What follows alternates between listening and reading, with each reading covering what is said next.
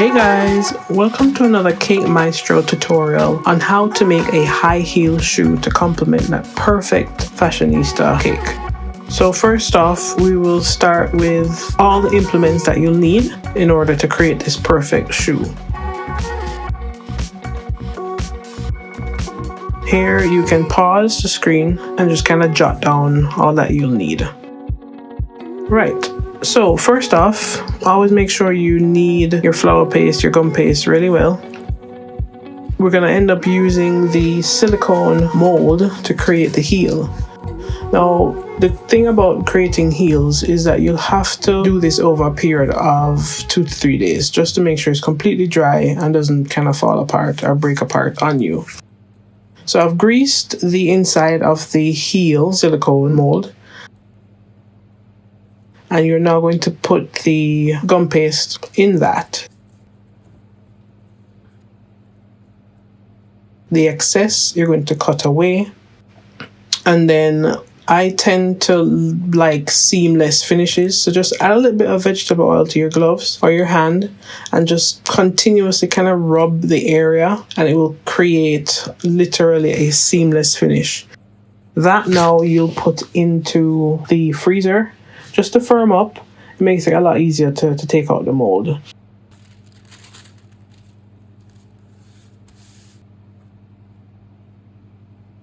Notice here I've turned the shoe frame, upside down onto a surface.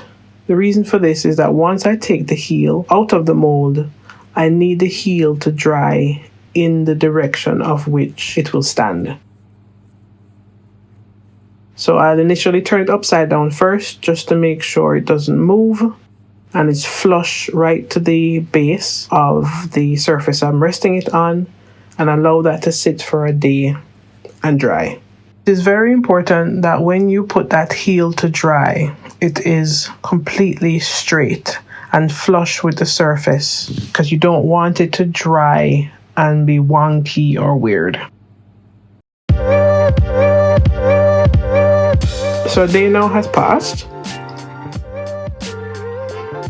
We're going to use the first part of the shoe set, which is the sole of the shoe.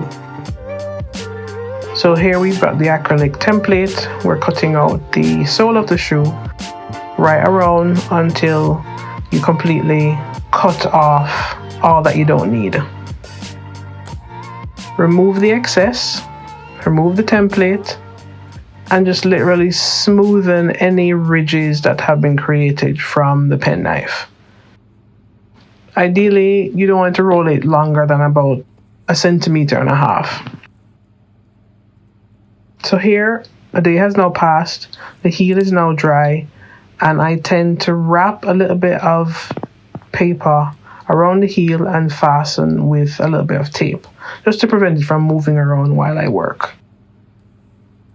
I also like to dust the shoe frame with a little bit of corn flour, cornstarch, depending where you are in the world. And then add a little bit of water to the heel that has now dried. This is where you're going to attach the sole of the shoe.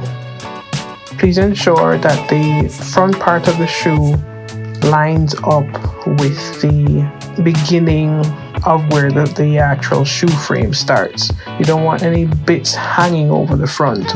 Any excess as well, just take it off the back of the heel. Just again smoothen the area, and then we're ready to go again. Also, as you see here, I'm standing behind the frame and the shoe, just making sure everything is straight and not out of sync with where the heel is, and everything just needs to be straight up and down.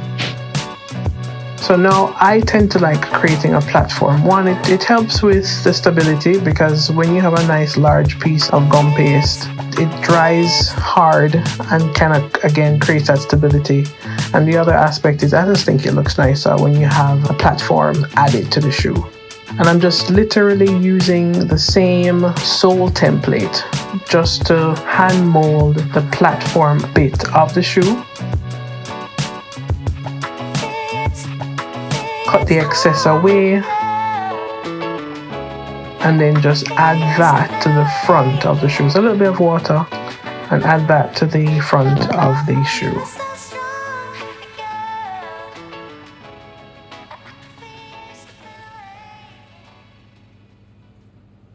And then we move on to now creating, it's almost like a second sole. This is just to seal the platform aspect of the shoe into the sole that we originally created.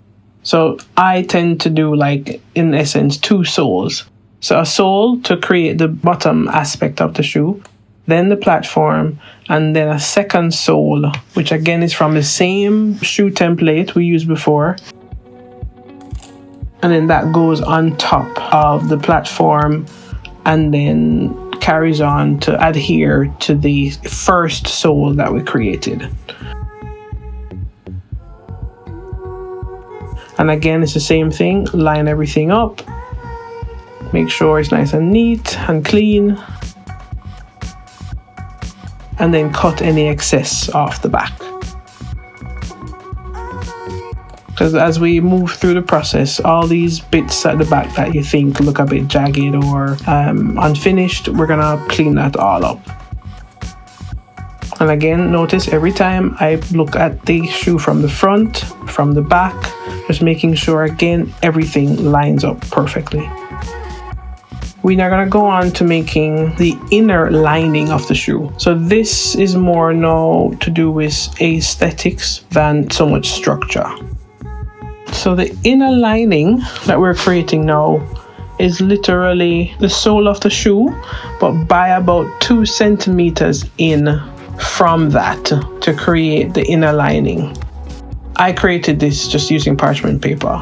And then the bottom section where you would take it all the way down to where the toes would be, you cut it off slightly, probably by about 5 centimeters to bring it more inward to create that inner lining. So with the inner lining, once you've created that, you're gonna add that to the inside of the shoe.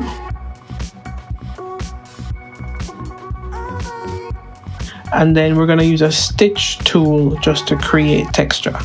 So this again just adds to the overall real appearance of the heel. And again, this doesn't have to be black like I've done here. It could be literally any color. Just a matter of coloring your gum paste to whatever color you want. So this now is gonna be the back of the shoe. And again, this comes in the set. The set, again, I will put in the description where I bought it.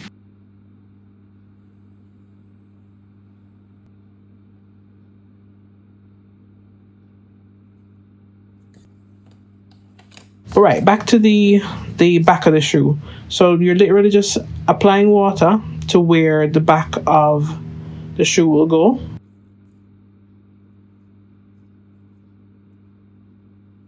And then this also comes into the set.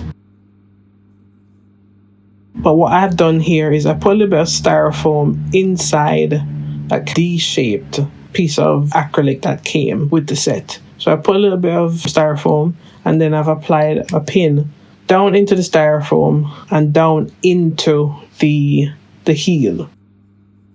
And this is just to keep it in place to allow the back of the shoe to dry. And then here again, we're using the stitching tool just to apply a bit of texture. And it also helps you kind of push the heel into the sides of the sole of the shoe. I don't know what happened, but I think I must have stopped recording or something.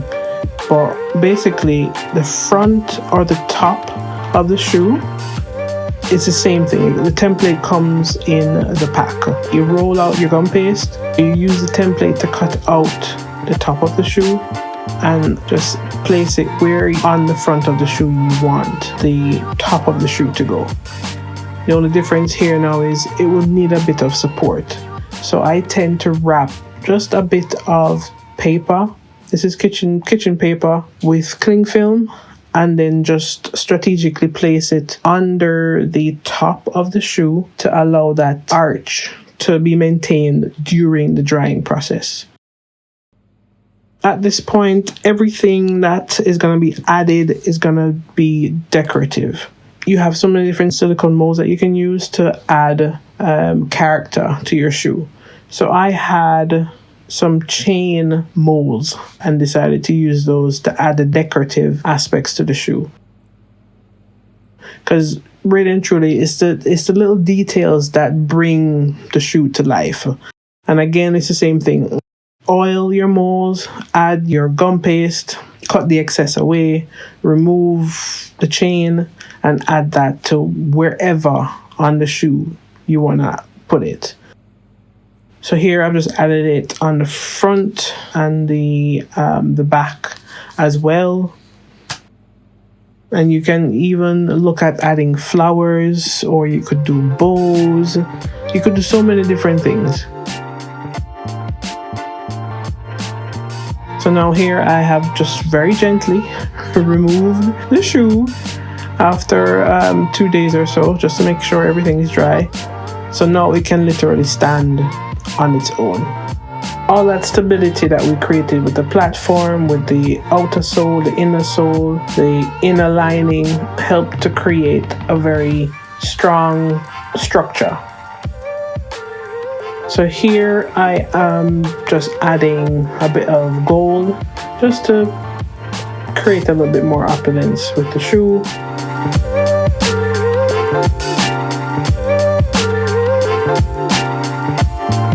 And here we are. You can now add your shoe to complement your cake.